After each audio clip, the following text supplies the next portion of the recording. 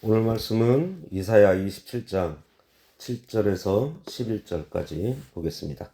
주께서 그 백성을 치셨던들, 그 백성을 친 자들을 치심과 같이 같았겠으며, 백성이 죽임을 당하였은들 백성을 죽인 자가 죽임을 당함과 같았겠느냐. 주께서 백성을 적당하게 견책하사 쫓아내실 때에 동풍 부는 날에 폭풍으로 그들을 옮기셨느니라.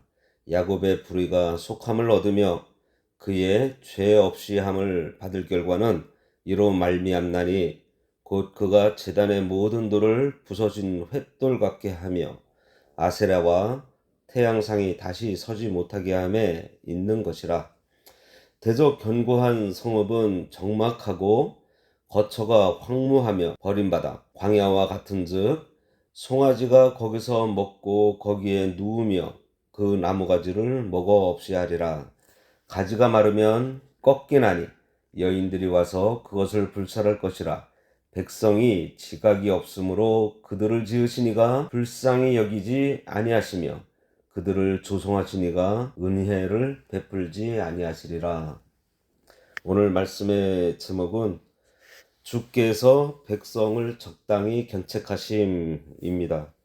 1절에서부터 6절에서는 사탄을 상징하는 리워 야단의 멸망 예언과 함께 포도원지기의 노래를 통한 택한 백성을 위한 하나님의 구원 계획은 반드시 결실을 맺게 될 것을 기록하고 있었습니다. 오늘 본문에서는 택한 백성에게 구원을 베푸시기 전에 먼저 그들의 죄에 대한 징계가 있을 것이고 그 징계의 특징에 대해서 소개를 하고 있습니다. 그 내용을 보면 7절과 8절은 택한 백성에 대한 하나님의 징계는 대적들에 대한 하나님의 징벌보다 결코 크지 않다는 것을 말씀하시고 9절과 11절에서는 택한 백성 야곱의 불의가 속함을 받기 위해서는 백성들의 회개와 죄를 지은 대가만큼 그들에게 하나님의 징계가 있을 것을 전하고 있습니다.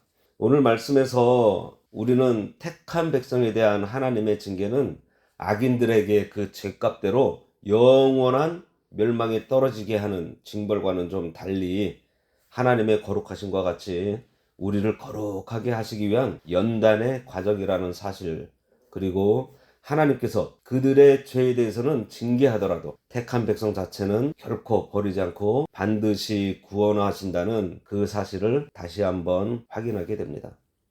그러므로 성도인 우리는 외형상 불신자와 같은 심판을 받는 것 같아 보이더라도 결코 원망하거나 낙심에 빠져서는 안 될 것이고요.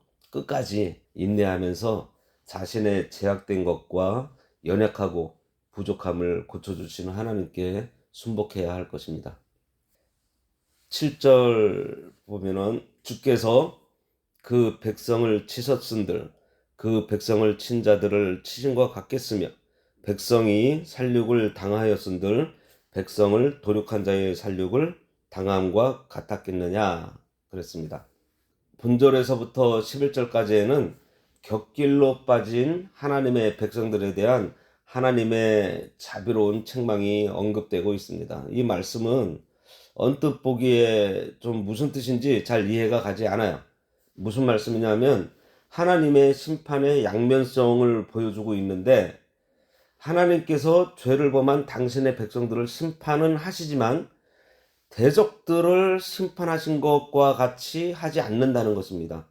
하나님의 백성을 괴롭힌 이방 국가에 대한 하나님의 심판은 자비 없이 그들이 비록 하나님 앞에 죄를 지은 이스라엘을 징계하기 위한 몽둥이로 하나님께서 사용하셨더라도 영원히 멸망당하는 극형을 면하지 못했었습니다. 하나님께서는 공의로우시기 때문에 당신의 백성이라고 해도 범죄하면 반드시 심판하세요.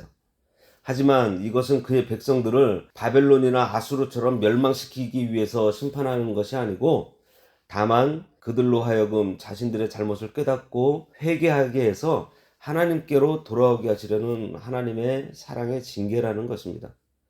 그러니까 이 말씀은 하나님께서 이스라엘을 징계하시는데 저 바벨론과 아수르는 멸망당하도록 때리셨지만 이스라엘은 잘못을 깨달을 정도로 적당하게 때리셨다는 말씀입니다. 그러니 성도인 우리는 징계를 당할 때 바로 회개하는 것은 물론이고요.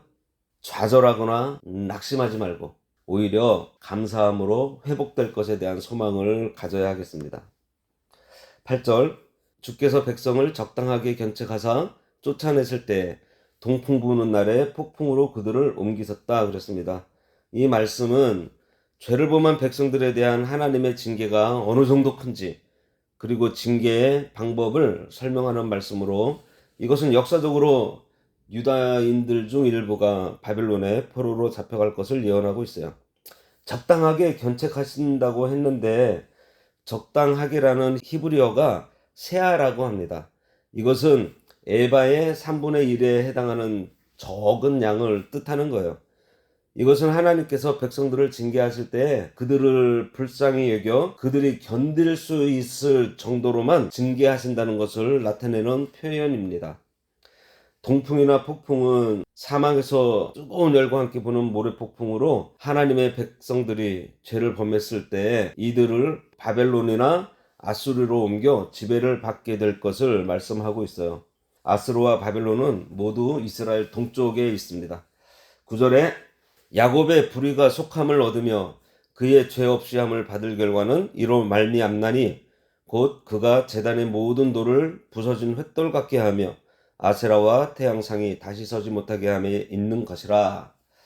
이 구절은 야곱의 허물이 덮어지고 그의 죄를 없애버린 모든 결과는 다음과 같다라는 의미입니다. 그 결과는 야곱이 제단의 모든 돌을 부서진 횃돌 같게 하며 아세라와 태양상이 다시 서지 못하게 한다는 거예요. 이는 하나님의 백성 남유다가 하나님의 징계로 말미암아 회개하고 용서받고 그들의 가장 큰 죄의 원인인 우상을 회파할 것이라는 예언입니다. 이 예언은 이스라엘 백성들이 바벨론 포로 생활에서 돌아온 다음에 에스라와 느헤미야의 개혁으로 일부 성취가 됩니다. 10절에 대저 견고한 성읍은 적막하고 거처가 황무하며 버림받아 광야와 같은즉 송아지가 거기에서 먹고 거기에 누우며 그 나무가지를 먹어 없이 하리라. 견고한 성읍은 바벨론이나 아수르, 애국 같은 강대국들을 얘기합니다. 그런데 거처가 황무하여 버림받아 광야와 같다 그랬고, 송아지가 거기에서 먹고 거기에 눕고 그 나뭇가지를 먹어 없이 한다고 했습니다. 이것은 부와 군사력을 가지고 문명을 자랑하던 강한 나라들이 황무지가 되어버릴 것을 얘기하고 있어요. 이 말씀대로 바벨론 지역은 지금도 황무지로 남아있다고 합니다. 11절에 가지가 마르면 꺾이나니 여인들이 와서 그것을 불사를 것이라. 백성이 지각이 없으므로 그들을 지으시니가 불쌍히 여기지 아니하시며 그들을 조송하시니가 은혜를 베풀지 아니하시리라. 이방 성읍들이 멸망당하게 될 원인을 밝히고 있습니다. 이방 나라들은 무지하여 하나님에 대한 이해가 없기 때문에 창조자이시고 자신들을 만드신 하나님의 존재를 부인하는 어리석은 죄를 범하게 됩니다. 그 결과가 하나님께서 그들에게 은혜를 베푸시지 않으므로 멸망당하게 되는 거예요. 그래서 이 말씀은 하나님을 모르는 인간의 타락함이 어느 정도인지, 그리고 그 결과가 얼마나 비참한지 보여주고 있습니다. 결국 그들은 끝까지 회개하지 않으므로 철저하게 멸망당하고 말아요. 불사른다는 것은 하나님의 심판이 완벽하게 내려질 것을 말씀하고 있는 것입니다. 여기에 가지가 마르면 꺾인다고 했는데, 마른 가지는 허탄한 이방인을 따르는 하나님의 백성들을 얘기합니다. 요한복음 15장 6절에 보면 사람이 내 안에 거하지 아니하면 가지처럼 밖에 버리워 말라지나니 사람들이 이것을 모아다가 불에 던져 사른다 그랬습니다. 그리고 열왕기하 17장 15절에서 20절에 보면 여호와의 율례와 여호와께서 그들의 조상들과 더불어 세우신 언약과 경계하신 말씀을 버리고 허무한 것을 뒤따라 허망하며 또 여호와께서 명령하사 따르지 말라 하신 사방 이방 사람을 따라 그들의 하나님 여호와의 모든 명령을 버리고 자기들을 위하여 두 송아지 형상을 부어 만들고 또 아세라 목상을 만들고 하늘의 1월 성신을 경배하며 또 바알을 섬기고 또 자기 자녀를 불 가운데로 지나가게 하며 복술과 사수를 행하고 스스로 팔려 여호와 보시기에 악을 행하여 그를 경노하게 하였으므로 여호와께서 이스라엘에게 심히 노하사 그들을 그의 앞에서 제거하시니 오직 유다 지파 외에는 남은 자가 없으니라. 유다도 그들의 하나님 여호와의 명령을 지키지 아니하고 이스라엘 사람들이 만든 관습을 행하였으므로 여호와께서 이스라엘의 온 족속을 버리사 괴롭게 하시며 노략군의 손에 넘기시고 마침내 그의 앞에서 쫓아낸다고 했어요. 이 여인은 세상을 가리킵니다. 육신적인 신자들이 세상에서 매를 맞으면서도 깨닫지 못하고 회개하지 않고 허탄한 세상을 쫓음으로 하나님께서 이방인들과 같이 강하게 심판하시는데 은혜를 베풀지 않겠다고까지 말씀하세요.